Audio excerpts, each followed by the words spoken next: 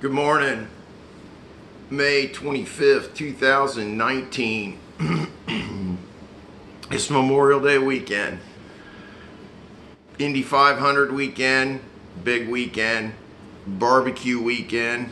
For those of you who don't barbecue year-round, I'll never understand that. I have to barbecue through the winter, or it just wouldn't be worth it.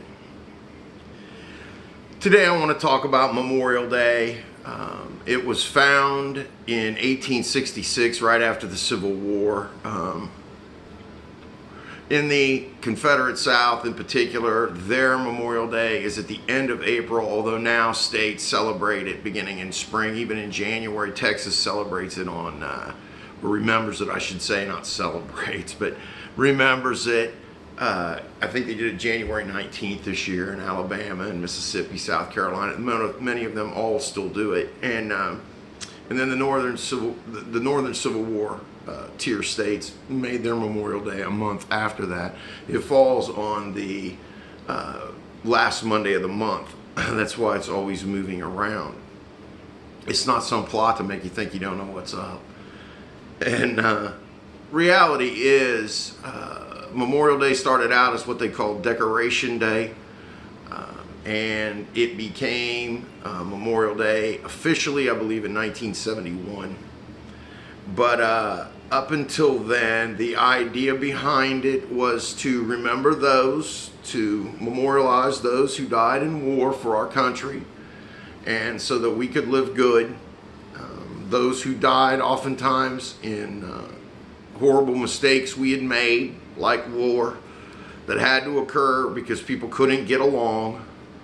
It's a warning sign for those of us in America who can't get along today and being driven by hatred and blindness and being communists who are anti-fascist and everything else.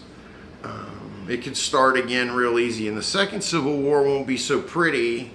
The First Civil War, there are 620,000 men killed, well over 500,000 men killed. At Antietam Creek, 20,000 men died in 24 hours by musket ball and cannon. So, you know, and that was before guided rounds, when you had to stand there about 30 feet apart to make sure you shot them in the head, because you had to shoot fast and accurate so you could keep shooting.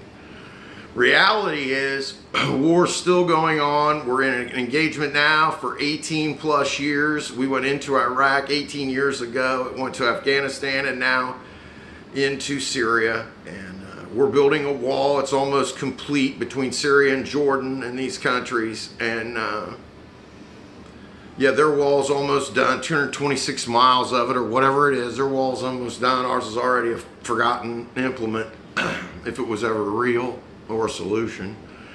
And more than that, we remember all those who died in war. We have the D-Day launch coming up here the first part of June, landing at Normandy in particular. 400,000 men killed in that landing in just a few days, and is incredible amount of death. And we need to remember those things. It's not just about the race. It's not just about barbecue. It's about the people we know and love. So many of us, I don't know anyone who doesn't have some military in their family. And I have quite a bit in mine. And that respect gets paid through this weekend. And the reality becomes it. If we do not remember the past, we're destined to repeat it. The Spanish-American philosopher George Santayana.